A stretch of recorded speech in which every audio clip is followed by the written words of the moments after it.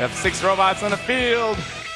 Starting with the Red Alliance, we have Team 1511. Team number 1511 hails from Penfield, New York. Please welcome back to the playing field, Rolling Thunder. Welcoming back to the field, our Team Automation Controls Award winner, Team 1126. Team 1126 was last year's Finger Lakes Regional Champion. Please welcome back to the arena, Team Sparks. And we have representatives from Brooklyn, New York.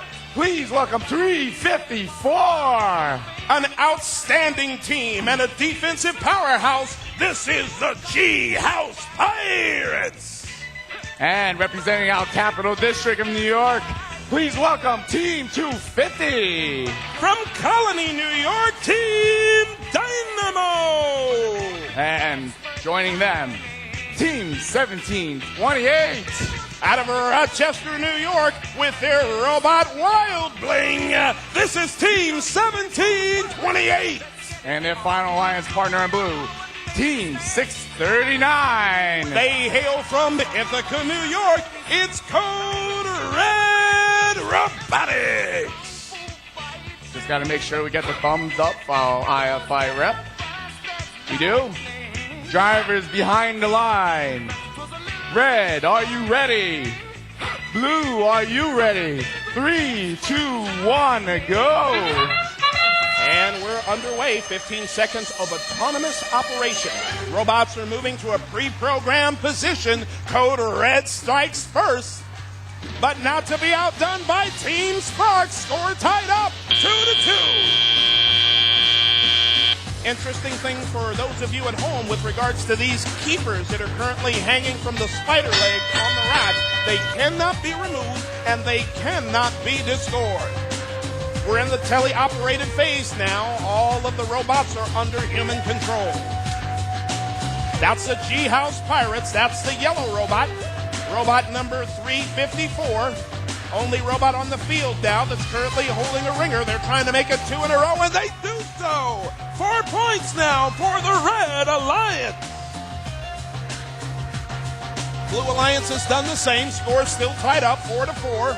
Code Red, their robot's name is the Red Rover. They're working to make it 3 in a row, but look out. Team 1511, far side of the field, playing brilliant defense. They're going to harass them and make them drop that ringer. Team Sparks having similar difficulty with team number 250. 250, we've watched. The Dynamos are tough. Code Red able to do it, far side of the field. Blue Alliance 3 in a row, but near the front of the field, still keeping an eye on the G-House Pirates. They make it 4 in a row for the Red Alliance. G-House making their move again. Nobody in their way. They've got their arm up, trying to make the score, and they've got it. No, hang on a second. 250 knocks them all the way into the guardrail. This is intense. Parts are flying everywhere. Final 20 seconds now. Team 1728 have got their ramp down. Remember, if any of these robots can be raised by more than 4 inches, points are raised. Check it out. The flag is up. Time expired. This has been one of the most competitive qualification matches of the entire week. Based on what we can see, the Red Alliance has 4 in a row, mid-level, horizontal, hanging on the spider rack. Blue Alliance, they have 3 in a row. Again, that's horizontal, but it's on the lower level of that rack. The referees now are taking a look at team number 639. If that robot is more than 4 inches elevated, there'll be some bonus points available. We'll have to wait and find out.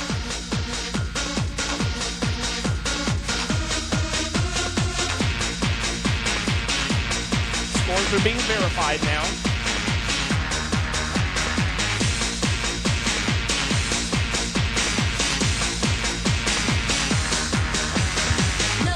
competition, the score is actually kept by the referees who are on the field. They're using handheld PDAs to actually send that information. Each alliance made up of 3 teams.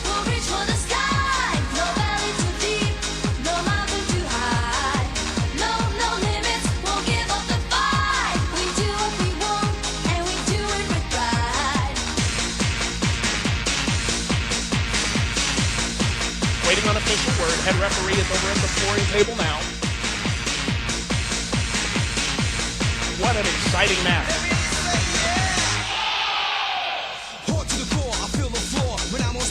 We've got to hand it to Jan Enderly and her team of professional referees. These professionally trained volunteers are top-notch.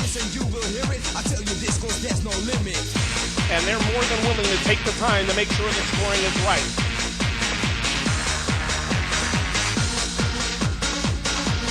Team number 250 showing their spirit right now.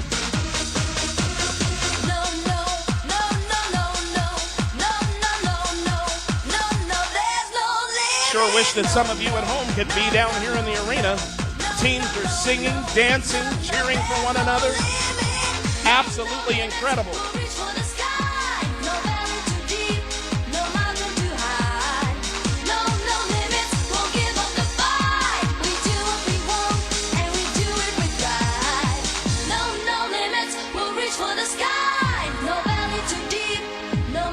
Evidently, during the course of that particular match, one of the teams was going to be penalized for descoring one of the goals that was made.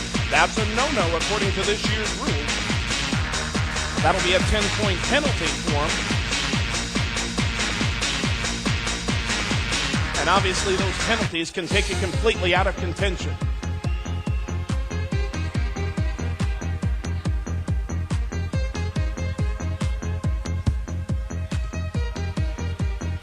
Again, we'll take this short break to remind the folks at home what this competition is all about. During the competition, we have 2 alliances, 1 red and 1 blue. Each alliance is comprised by 3 teams. The object of the game is to attain a higher score than the opponent alliance by placing these inflatable tubes on the rack. That's the scoring structure that's located in the center of the field. There are 24 spider legs that are hanging from the rack. Each spider leg can hold no more than 2 of these inflatable tubes. Scoring is accomplished by hanging a colored tube on one of the spider legs. Additional scores can be made by having several rows. Those rows can be either vertically or horizontally. Additional scores can also be made during the end game. That's the final 15 seconds of the match. And during that period, if 1 or more of the robots on a particular alliance can be raised by more than 4 inches, they're bonus points.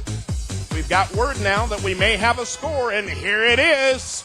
31-0 in favor of the Blue Alliance.